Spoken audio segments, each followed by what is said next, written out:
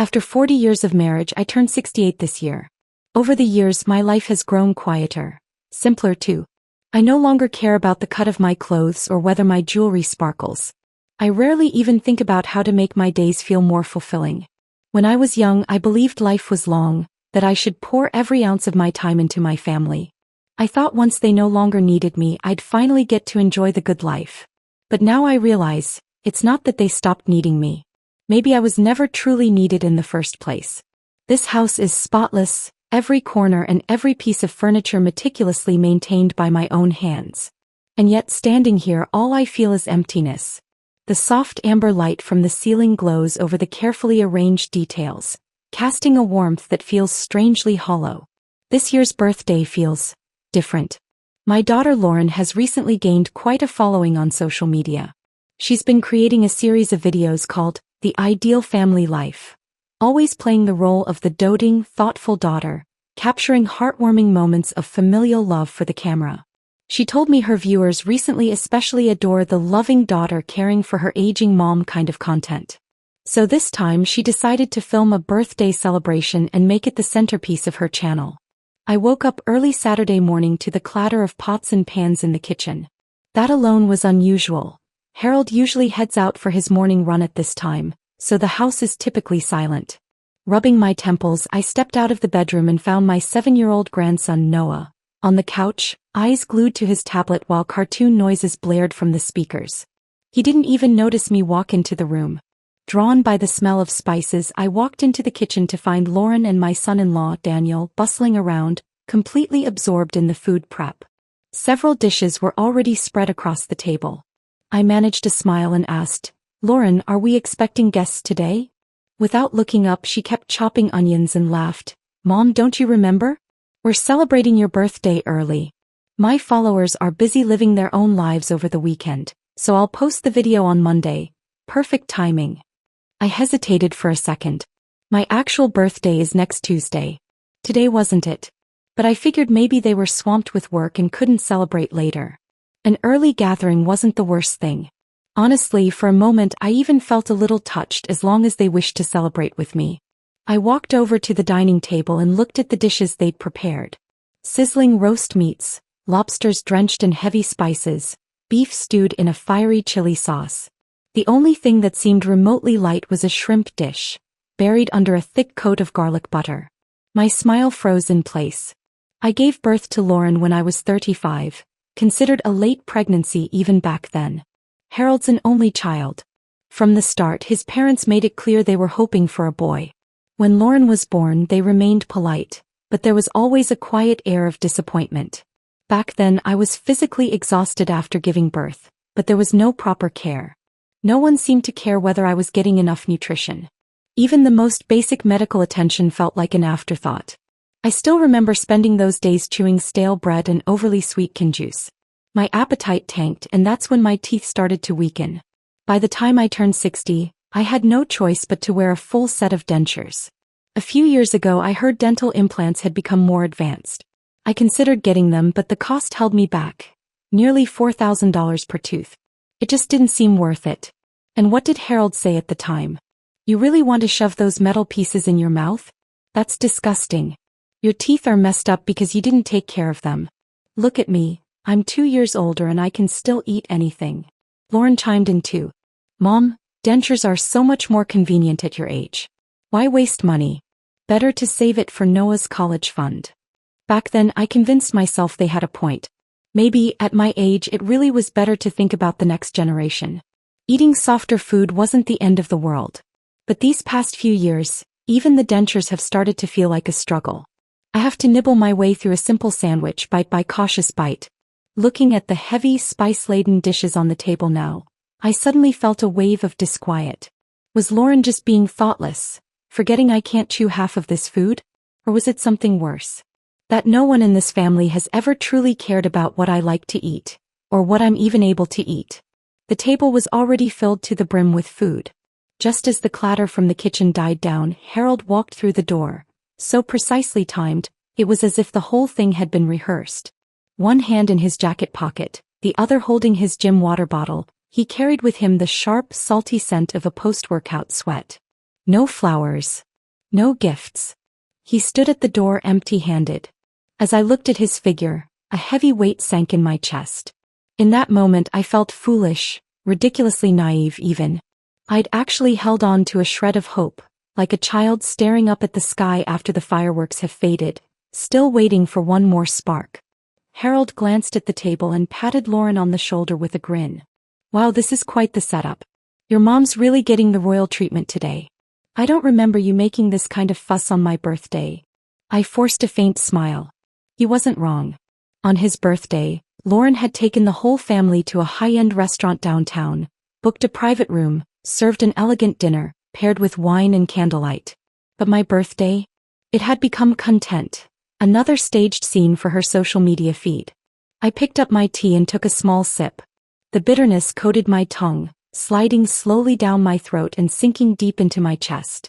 Noah was just about to reach for a piece of roast meat when Lauren quickly blocked his hand. Her voice was low but firm, leaving no room for discussion. Wait, Noah. I haven't started filming yet. Can you just hold off for a minute? And when the camera's on, remember to behave. Don't just dive into your food like last time. She adjusted the angle, fine-tuned the camera, then raised her glass with a smile so perfect it looked digitally filtered. Mom, today's your birthday. No matter how busy life gets, our family always comes together to celebrate. It's our tradition. I froze. Whatever small flicker of warmth I had left inside was instantly extinguished, her voice carrying the chill of glass shards. She raised her glass again and pulled Noah closer. The little boy looked visibly impatient but obediently recited the lines he'd clearly been coached on. Grandma, thank you for always taking care of me. I love you. Happy birthday. Wishing you good health and lots of happiness. I stared at this perfectly staged family scene, suddenly struck by how absurd it all was. Harold, seemingly touched, had misty eyes. He even placed a hand on my shoulder. Sylvia, in all these 40 years have I ever let you suffer? Look at us, our daughter, our grandson, they love you so much. We're a lucky family, aren't we? His words sent a cold shiver down my spine. My body stiffened as a memory from a few years ago came rushing back. They'd said the same thing back then, deciding out of nowhere to celebrate my birthday. But the table had been piled with food I couldn't even chew. I'd casually mentioned the dishes were too tough, and what I got in return was a round of scolding. Lauren put so much effort into cooking for you. That's her way of showing love. How could you be so ungrateful? Mom, I work all week. I don't have time to remember your food preferences. Even Daniel chimed in. Mom, Lauren really tried. Why are you always so hard to please? They were all so eager to talk about their sacrifices, their efforts, their exhaustion. But who ever remembered me?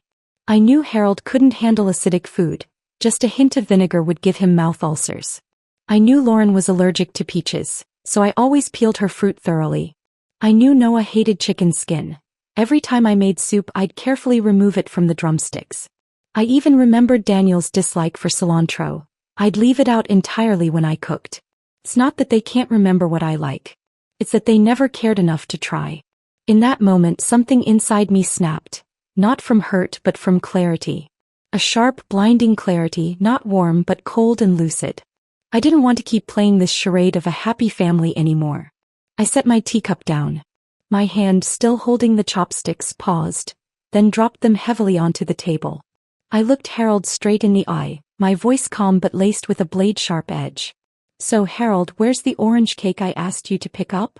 The air around the dining table turned to stone. Even the background noise from Noah's cartoon felt jarring and out of place. Daniel was the first to react. He rushed over and hit pause on the camera, freezing everyone's smiles on the screen. Lauren frowned, clearly irritated, as if I had just ruined her carefully choreographed storyline. Harold blinked, then slipped back into his usual dismissive tone. Oh, the cake? I did go to pick it up this morning. But I ran into Ruby on the way. She said she'd been craving it, so I gave it to her. He said it like it was nothing, waving it off as if I were being unreasonable. It's just a cake. If it means that much to you, I'll go get you another one tomorrow. His tone was light, casual, like brushing off a petty complaint. But it hit me like a weight pressing down on my chest. I didn't let it slide. I stared at him and asked, word by word, it's my birthday today.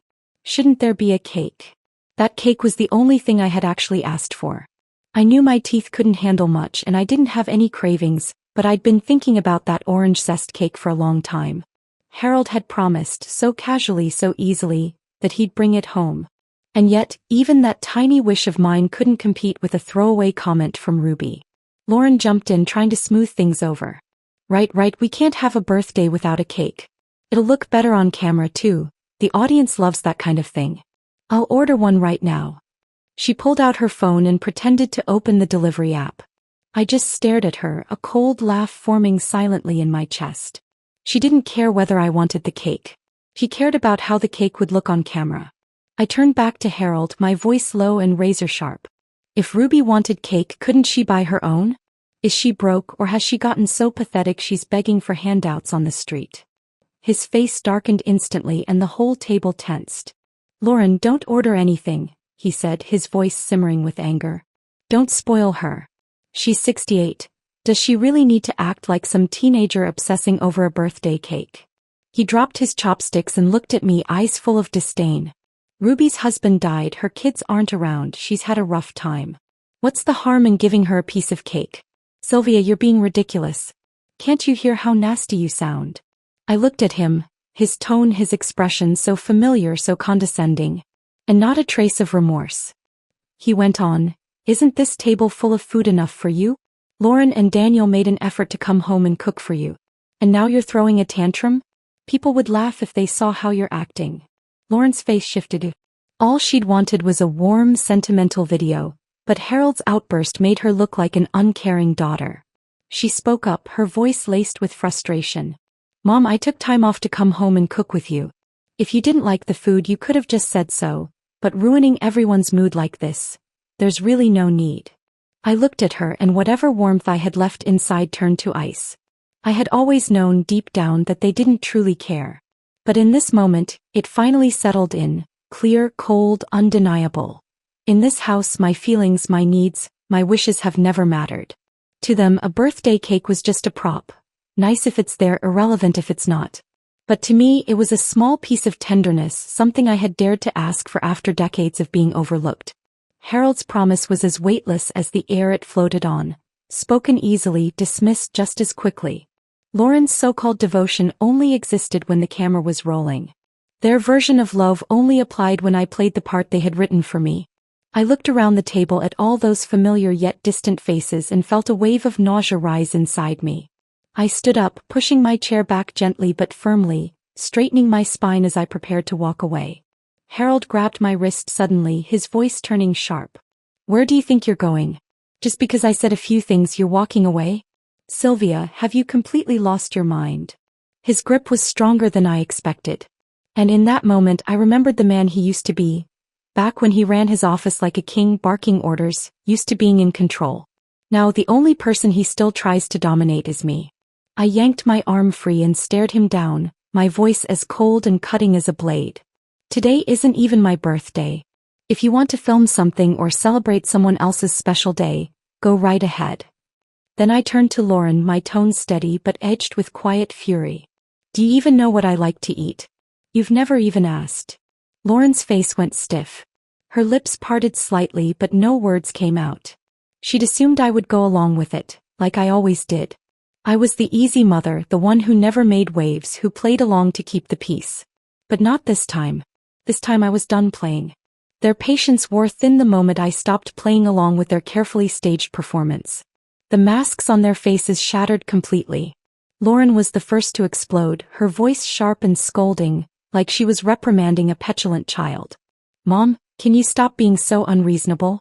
This shoot is important to me. My subscribers have been waiting for this video. Why are you making a scene now? Daniel quickly chimed in. Yeah, Lauren's been planning this project for weeks. Sylvia, can't you just go along with it? It's only a few minutes and now you've ruined the whole atmosphere. Before I could respond, Harold's expression darkened. He pointed at me, his voice thick with irritation. Why can't you be more like Ruby? She's so considerate, never makes a fuss. Not like you, just getting more difficult with age. He slammed his hand on the table, his voice rising in anger. Could you, for once, think about Lauren? She's working non-stop and still took time to come home and cook for you. Instead of being grateful, you nitpick everything? You can't help, fine. But do you have to stir up drama in your own house? Do you really think this is how a good mother behaves? By then Lauren had completely dropped the sweet daughter act. Her face twisted in frustration and her voice stabbed at me like needles. Mom, do you even realize how cruel you sounded just now? Aunt Ruby's always been good to us and you sit here insulting her? That's just mean. She paused, eyes sweeping over me from head to toe. Then her lips curled into a mocking smirk. You knew I'd be filming today and you couldn't even bother to dress decently? The way you look right now, people will think we're neglecting you. I stared at her, unmoving. Inside I felt nothing, just an eerie stillness like a lake gone dead in the winter. But she wasn't done. You're always throwing shade at Aunt Ruby, always sulking. Maybe if you spent less time sneering and more time learning how to be a graceful woman, things would be different. Noah, now cowering in the corner of the couch, nervously piped up, I don't like Grandma anymore.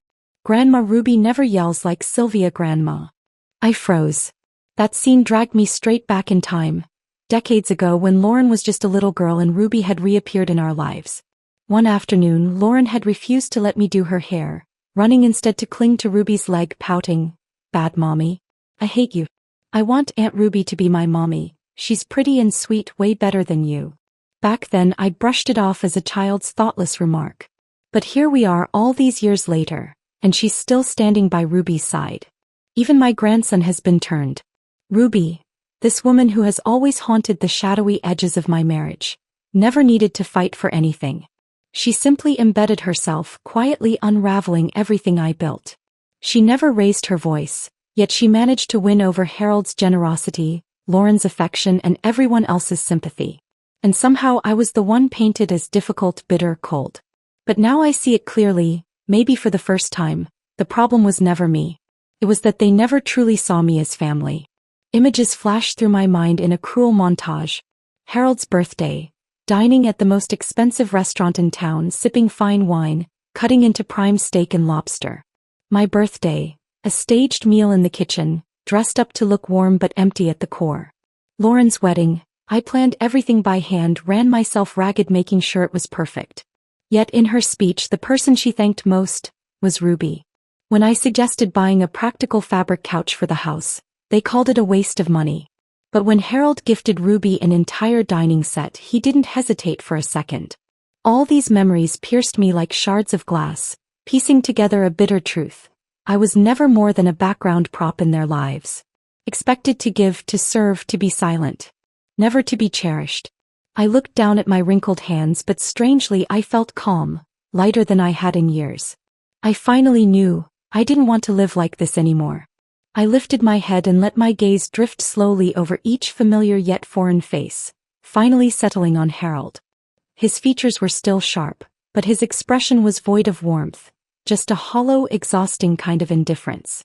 He was once the man I loved with everything I had. Now he was nothing but a stranger who drained every last ounce of energy from me. I took a deep breath, my voice steady, crisp, and resolute. Harold, I want a divorce. The afternoon sunlight streamed through the living room's floor-to-ceiling windows, casting scattered shadows across the floor. The room was eerily quiet, the only sound being the steady tick of the old wall clock, each second clicking by like a countdown to something inevitable. The air felt thick, heavy with tension, like the hush before a storm. I stood in the middle of the living room facing Harold and Lauren, both seated across from me. Their expressions were hard to read, some mix of scrutiny, confusion, disbelief. But for once I didn't flinch. Harold, I said calmly, I want a divorce. The moment the words left my mouth, I felt a strange sense of release, an unfamiliar lightness, as if I'd finally shed the weight of a 40-year chain I'd been dragging behind me. There was a faint pang of sorrow, but it wasn't regret for the marriage. It was a quiet farewell to the silent sacrifices I had made all those years. Harold's face froze. Lauren's eyes widened like I'd just cracked a cruel joke. Seconds later, their shock twisted into mockery. The curve of their mouths sliced across my face like knives. You've lost your mind, Harold scoffed, the disdain in his voice unmistakable. All this over a damn cake? Sylvia, you're not 18 anymore. Stop being so dramatic. Lauren finally snapped out of it, her brow furrowed, her tone sharp and impatient. Mom, what the hell are you doing? Divorce, at your age? How am I supposed to explain this to my followers? I already teased this episode. What do you want me to do now? I looked at the faint smirks tugging at the corners of their mouths and something inside me shattered. They didn't believe I would really leave. They thought this was just another outburst, like all the others over the years. That I'd grumble, argue, and then fall back into place. Back to being the compliant wife, the agreeable mother, the backdrop they could rely on. But not this time. This time I wasn't backing down. I took a deep breath and turned toward the bedroom. Inside the closet, buried in a dusty corner, was an old folder I hadn't touched in years. I had stumbled upon it one afternoon while cleaning the study. Harold had been out and I assumed it was just old bills or tax documents. But when I flipped it open, it wasn't paperwork at all. It was a cookbook. A thick handwritten collection of dessert recipes, neatly organized with meticulous notes. Ruby likes creme caramel. Keep the sugar level moderate. Ruby prefers light cheesecake, smoother texture than traditional New York style. Ruby enjoys tiramisu. Cut the coffee liqueur in half. Page after page, every note was about her. Every line tailored to her tastes. That was why Harold had taken those baking classes all those years ago. Why he'd obsessed over pastry techniques. Not for me. Not for this family. For Ruby. Me. In 40 years he never once asked what I liked to eat.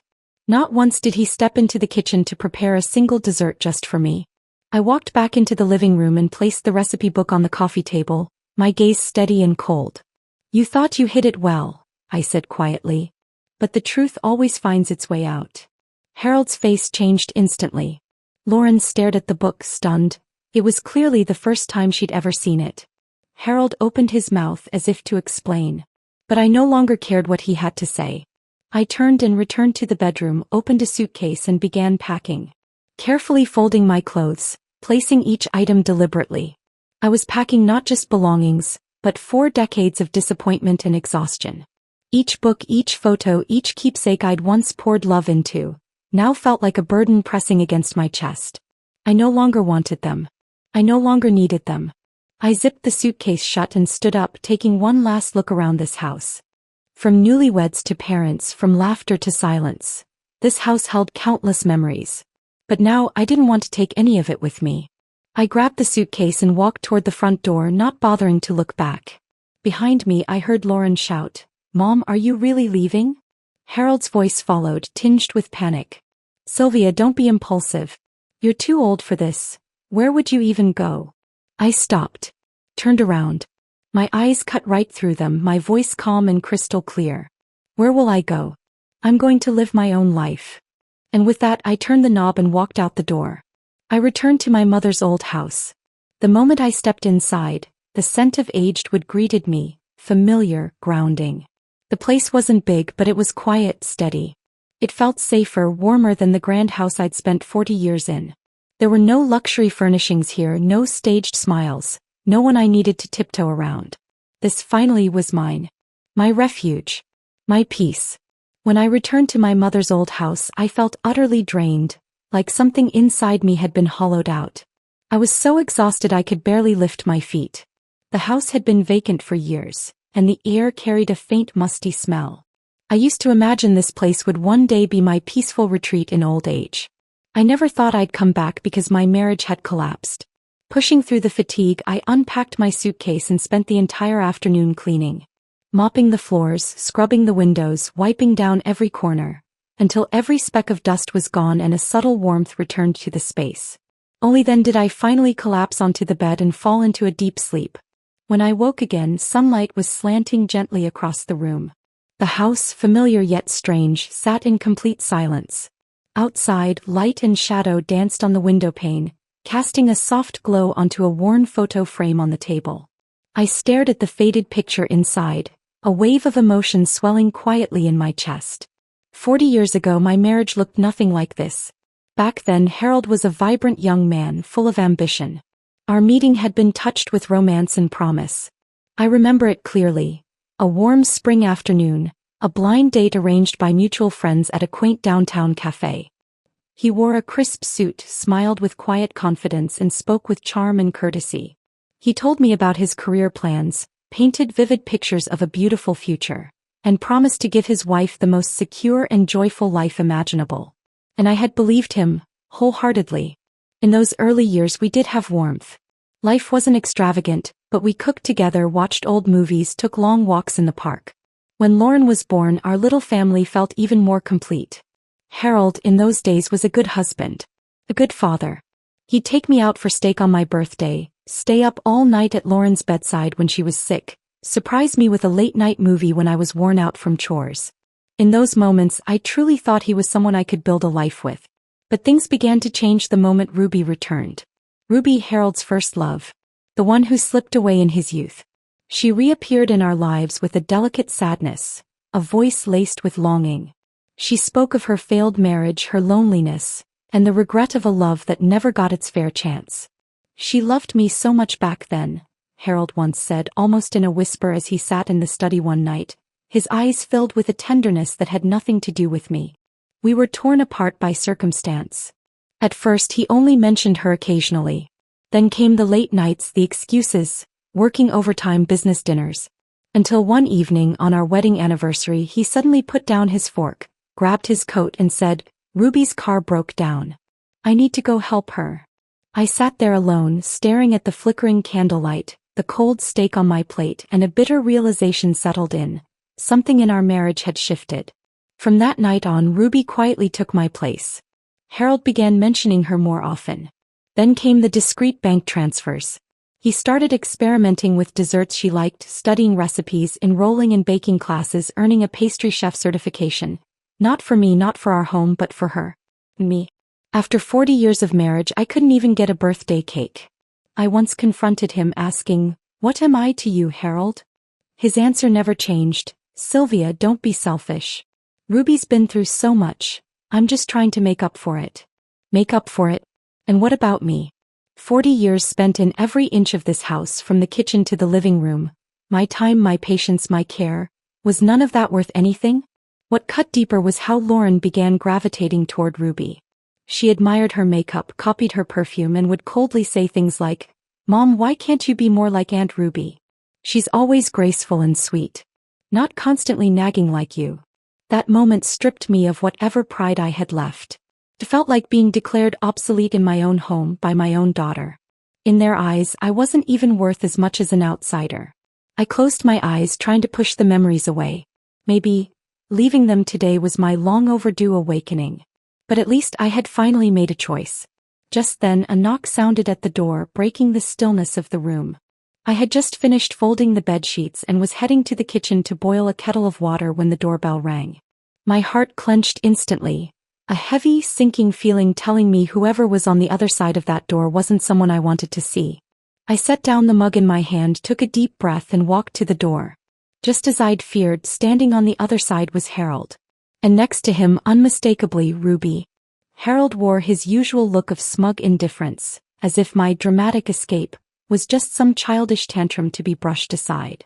Ruby, with her ever-perfect expression of delicate sympathy, kept her eyes downcast, playing the innocent victim, as if this failed marriage had been my own doing, not the result of their joint betrayal. The moment I saw them, my stomach twisted, nausea rising to my throat. I took a deep breath, forced myself to stand tall, fingers gripping the doorframe to anchor my composure. Harold spoke first, in that same patronizing tone he always used when he thought he was being reasonable. "All right, that's enough. Come on, pack your things. Let's go home. Lauren's video isn't even finished yet. Do you have to tear the whole family apart over this?" His words exploded into the room, but the weight they once carried no longer had any hold over me. That old instinct to shrink, to obey, it was gone. I leaned against the doorframe, my voice steady and clear. "I've already filed for divorce." His face dropped. Ruby's expression stiffened, the soft curve of her lips faltering just slightly.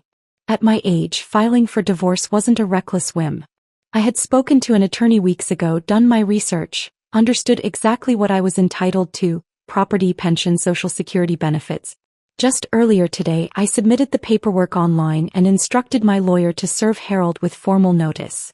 "You've lost your mind," Harold snapped, his brows drawn tight in disbelief. "You're 68, Sylvia. What do you think you're going to start over with?" Ruby quickly stepped forward, voice soft, eyes wide with feigned innocence. "Sylvia, please, don't do something you'll regret. Don't let this be about me. I never meant to come between you two. I let out a dry, humorless laugh. Oh, drop the act. Now that I'm out of the picture, you don't have to sneak around anymore. You can finally move in together, eat his desserts in peace. Isn't that what you've always wanted? Harold's face turned dark. His voice dropped low, tight with barely restrained fury. Let's not forget, the house, even the one you're standing in right now, is still marital property. You want a divorce? Then we'll need to sit down and talk it through. Of course, I said calmly. My lawyer's already prepared a draft. We'll split everything 50-50, legally, transparently, fairly. He froze. For a man so used to control, to calling every shot, the idea of me asserting my voice, my will, left him momentarily speechless. He let out a bitter laugh. You're really going to go through with this? I looked him dead in the eye. More certain than I've ever been. He was silent for a moment. The anger in his face slowly gave way to a calculated softness, a false gentleness he probably thought could win me back. His voice lowered. Can't we just sit down and talk this through? I stared at him. This man I had once loved, now standing on my doorstep like a stranger with a familiar face, stirring nothing in me but a quiet resolve. No, I said, my voice calm and final. My lawyer will be in touch. And then I closed the door. The soft click of the lock echoed like a full stop at the end of a long sentence. Sunlight still filtered through the windows, but the air inside the house felt cleaner, no longer tainted by Harold's sharp cologne or Ruby's cloying perfume. The silence returned, this time a welcome kind of peace, not a heavy void. This marriage was finally nearing its end. I leaned against the door and closed my eyes, letting myself breathe in the quiet. I should have taken this step long ago, but I had finally taken it now, and that was enough. And I knew this was only the beginning. There was a life waiting to be rebuilt, a rhythm to rediscover. I'd need work, purpose, something of my own. Maybe it was time to visit the local community center, see if they were hiring for any crafting programs. Grace suddenly came to mind, a gentle, warm woman who once cared for my mother during her final days. She was soft-spoken, meticulous, and loved crochet and quilting. We chatted a few times. She'd mentioned volunteering at a craft co-op downtown, even suggested that someone with my skills could easily find work there. Maybe it was time to give her a call. The first thing I did after finalizing the divorce was schedule a full medical checkup. When I held that health report in my hands, I exhaled for what felt like the first time in years. The tension that had clutched my chest for so long finally eased. My body was mine again, and my health, my future, was finally back in my own hands. I told myself, this is where my life truly begins again. Not long after, I sold my mother's old house. It had once been the place I imagined growing old in, but it had already served its purpose. With the proceeds, I purchased a modest 2-bedroom condo in a quiet neighborhood called Fountain Hill Estates in the neighboring town. The apartment wasn't large, but it was bright and sunny with views of fountains and tall trees. For the first time in decades, life felt calm, structured, peaceful. After moving in, I began carefully building my new routine, one detail at a time. I visited the local hiring center to find someone who could help around the house and eventually met a young woman named Lila. From the moment we spoke, I liked her. She was sharp, cheerful, and efficient, always knowing the right thing to say without being overbearing. She wasn't just a housekeeper. She felt more like a thoughtful companion who happened to lend a hand when I needed one. And I finally returned to something I had once loved deeply in my youth: crochet and quilting. I joined the community center's craft workshops, just to ease myself back into the rhythm. But after the very first class, people began gathering around me, asking if I'd be willing to teach. Their enthusiasm took me by surprise. It was there that I ran into Grace again. She volunteered at the community center as a coordinator for the arts and crafts programs. We hadn't seen each other in years, but she was just as graceful and composed as I remembered, warm, steady, quietly competent. We caught up, reminiscing about the old days. She said she'd never forgotten the way my hands wove warmth into every piece of fabric. You should be teaching, she said, gently patting my hand. Not just for others, but maybe it's time you found a new path for yourself. With her encouragement, I began offering regular crochet and quilting classes at the community center. Then I started selling my handmade pieces, scarves, pillows, woven wall hangings at the local market. I thought it would be small, a simple hobby. But the response was overwhelming. People weren't just drawn to the products, they were drawn to the feeling behind them.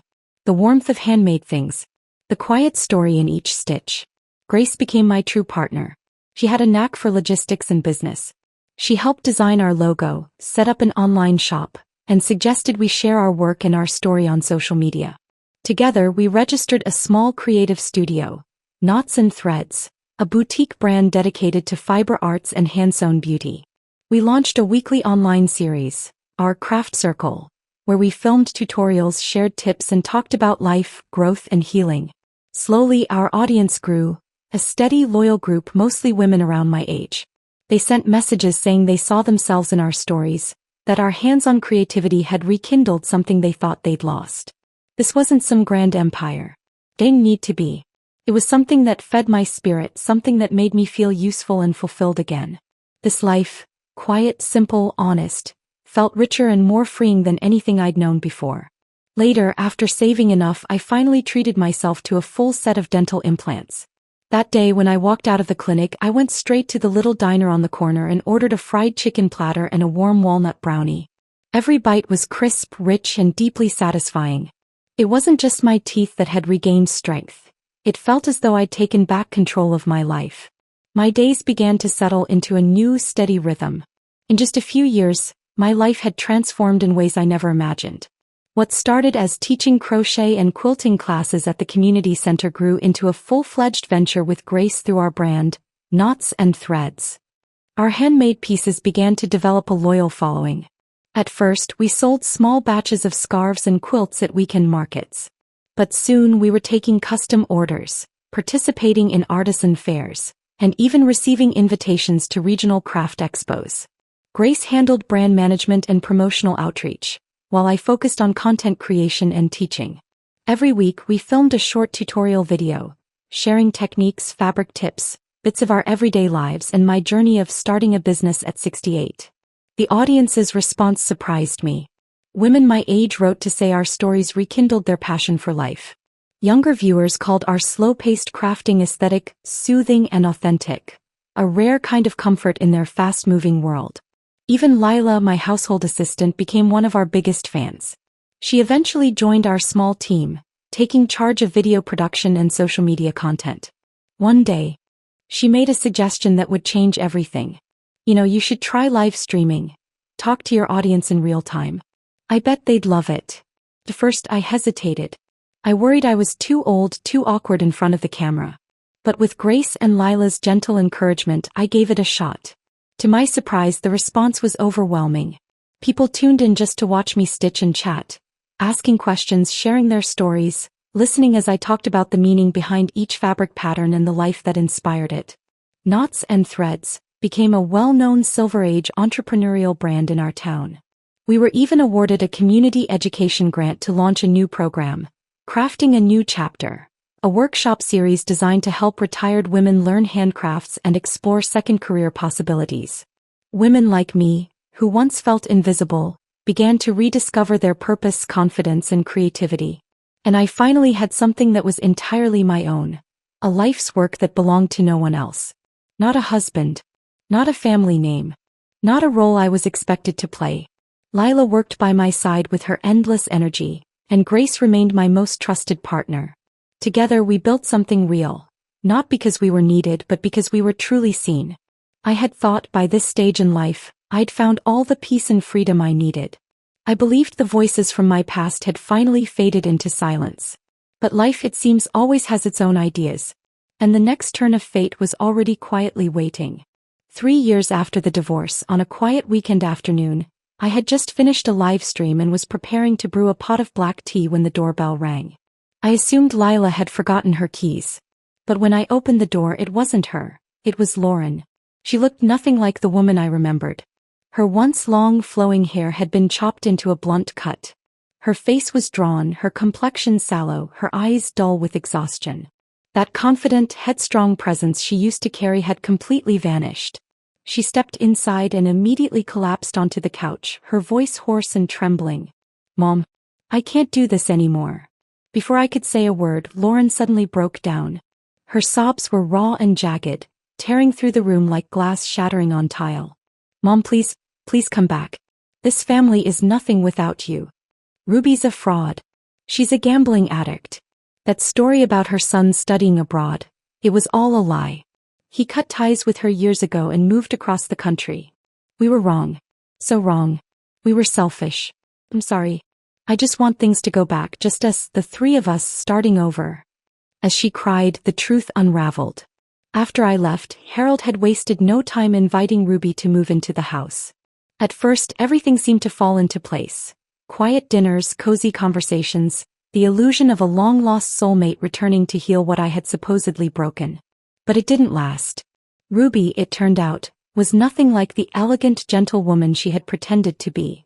She was idle and impulsive, her spending lavish and constant. Endless credit card swipes, extravagant purchases, indulgent shopping trips. Harold had convinced himself she simply wanted to enjoy life after years of hardship. But then the bills began to pour in like a flood. Ruby started meddling in Harold's finances, pressuring him to merge their accounts and even encouraging him to dip into his retirement savings to invest in shady opportunities her so-called friends had recommended. She persuaded Lauren to sell one of her rental properties, insisting families should live comfortably together. And then things got darker. Ruby's moods became unpredictable, cooing one minute, throwing things the next. One night, drunk and slurring, she turned to Lauren and sneered, "Your mother never deserved to marry Harold in the first place." The tension escalated rapidly. Eventually, Lauren discovered the truth. The mythical son abroad didn't exist. Ruby had no stable background, no financial savvy. Her credit card debt was nearing the limit, and worse, she had taken out loans under Harold's name. Only then did Harold realize the woman he had clung to, the dream, the memory, the fantasy, was nothing more than a carefully packaged lie. But it was too late. His financial life was already in shambles. A dividend payment from his company was frozen due to the debt guarantees he had unknowingly co-signed with Ruby. Even worse, the bank had filed legal claims against him for defaulted loans under both their names. And then came the collapse. The stress took a toll on Harold's health. He suffered a sudden heart attack and was rushed to the hospital. After his release, he was confined to a wheelchair, unable to manage even the simplest tasks without help. And Ruby? She vanished. No goodbye, no apology, just a trail of unpaid bills and the ruins she left behind. The man who once controlled everything, who believed he could manipulate life to his will, had finally been forced to reckon with the bitter consequences of the choices he made. His fall was as complete as it was inevitable. In the end, I let Lauren in. She sank into the couch, her voice hoarse and barely holding together. "Mom, I really can't do this anymore." I sat quietly watching her, saying nothing. She rubbed her forehead as if the act alone could ease the weight she was carrying. "My channel collapsed," she murmured. "People stopped buying into my content. They said my life felt fake, that everything was curated. Most of my followers left. Brand deals disappeared, sponsorships pulled out. I tried to pivot, but I have no idea what I'm doing. I keep trying to hold on to something, anything, but the harder I try, the deeper I sink. It's like drowning in mud." She paused, eyes reddening. "Mike and I got divorced too. He said I was unstable, that everything in my life was a mess. Now I'm raising Noah alone and I'm barely holding it together." There was no anger left in my eyes, only a quiet, complicated calm. She looked down again. "Dad's not doing well either. He's practically bedridden now. Refuses treatment. Most days he's just rambling nonsense. But he keeps saying his last wish is to see you one more time." I didn't respond. I didn't agree and I didn't refuse. I simply poured her a glass of water and handed it to her, then gently asked her to leave once she'd finished it. That night, I sat with my thoughts for a long time. Not because there was love left. Not because I hoped for closure or reconciliation. But because I knew, if I didn't face the past head-on, I would never truly be free of it. Eventually, I went to the hospital. Standing at the doorway of the hospital room, I saw the man who had once commanded boardrooms and controlled every corner of our lives. Now frail, sunken into his bed, his gaze unfocused, his voice a whisper. When his eyes met mine, something flickered. Recognition, regret, or maybe just a fading remnant of what used to be. "Sylvia," he said, lips trembling, breath shallow. "Thank you for coming. I'm sorry. I regret it all." I said nothing. I stood there looking at him for a while. Then he asked, barely audible, "If I'd brought you that cake, that day, Would things have turned out differently? I shook my head gently, because he already knew the answer. I turned and walked out of the room. I didn't look back. Outside, the sunlight was soft and golden. The scent of early summer grass lingered in the air. And for the first time in a long time I felt light, unburdened. Harold's ending didn't bring me the thrill of revenge. It wasn't satisfaction I felt, just clarity. He was simply paying the price for the choices he made long ago. The cost of taking everything for granted, his finances, his health, his so-called companion, was steep. And ironically, those were the very things he once thought I lacked, the very things I now held in abundance. I didn't need to gloat. I didn't need to strike back.